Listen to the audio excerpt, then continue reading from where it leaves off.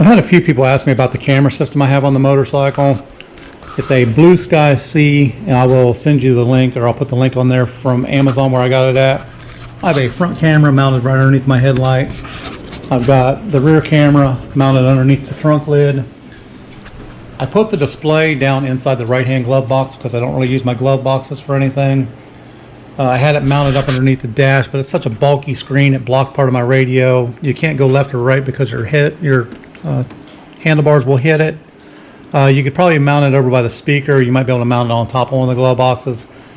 For me, since I don't actually look at the display ever, it was easier for me to just tuck it down in here. It's got a memory card on the inside of it.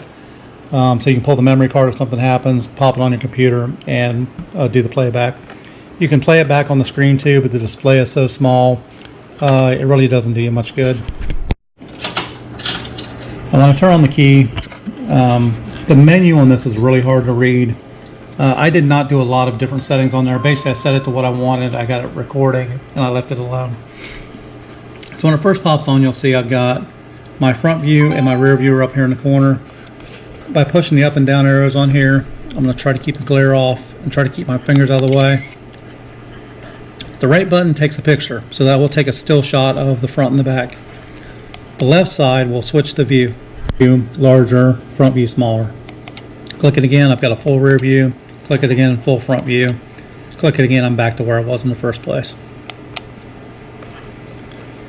Now, on the left-hand side is the menu button. You've got the resolution, which I've got set to 1020 or 1080, I'm sorry. You can change that if you want to. You can change the photo resolution, so when you actually take a picture. Video loop I've got set to 10 minutes. Speaker is on high just so you can hear things. And there's a timestamp on there, so if you do get in an accident, you can go back to that. Now on the resolution, if I hit OK, you've got 720, 1080, depending on the memory card you got. I just put a 256 in there and didn't worry about it. So I'm going to leave it set to 720. Picture resolution, I've got it set to 8 megapixels just because I want a high resolution shot. Every now and then I'll take a picture of somebody's license plate in front of me or behind me if someone's riding my tail. The video loop, I've got mine set to 10 minutes. You can do 3 minutes, 5 minutes, 10 minutes. And basically what that'll do is that'll record for that length of time while you're riding. And then after that 10 minutes, it pauses and it starts recording again. Speaker volume set to high so you can hear it chirping. The timestamp is automatic and the language is set to English. So that's back to my main menu. It also came with a thumb picture taker. So when you're driving down the road, if you hit the button, it'll actually take a still shot. So again, like I said, if I'm sitting in traffic, someone's cut me off, or it looks weird, or I just want to take a shot of it, I can hit that with my thumb. I mounted that, just routed it down back up into the cameras. Now the camera wires are pre-molded, so you don't have to tie anything in. The only thing I had to fix was the positive and negative to power on the unit.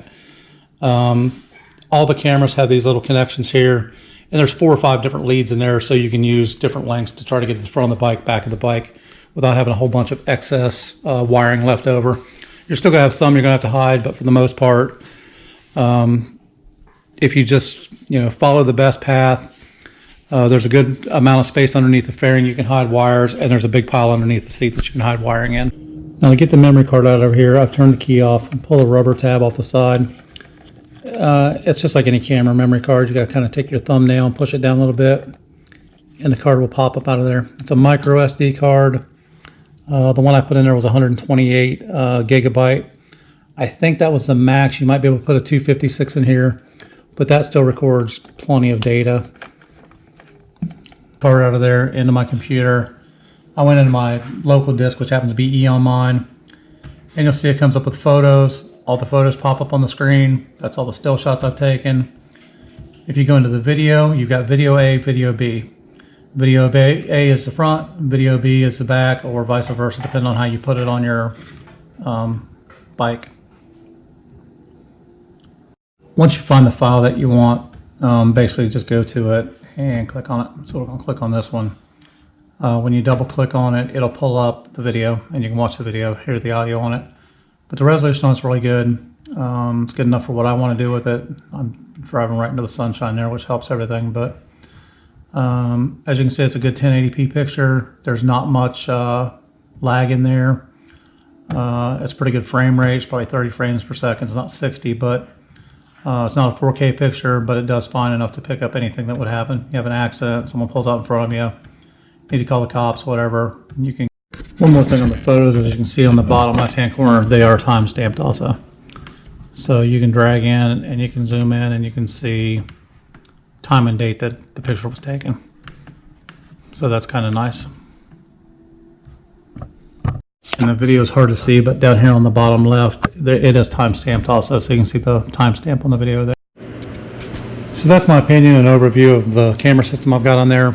$198, not too bad of a deal. Covers the front, covers the rear, it has audio. In the video playback, you'll hear the audio is really loud. You can control that so you don't have all that road noise. I've got mine turned up because, again, mine is just for strictly accidents. I live in a tourist town. I'm in Myrtle Beach all the time. People don't know how to drive. People will push you out of your lane, so you just got to be prepared. And the audio is set, so if something would happen, I can still record audio in the background, hear what everyone's saying. Hope everyone enjoyed the video. Please click like and subscribe.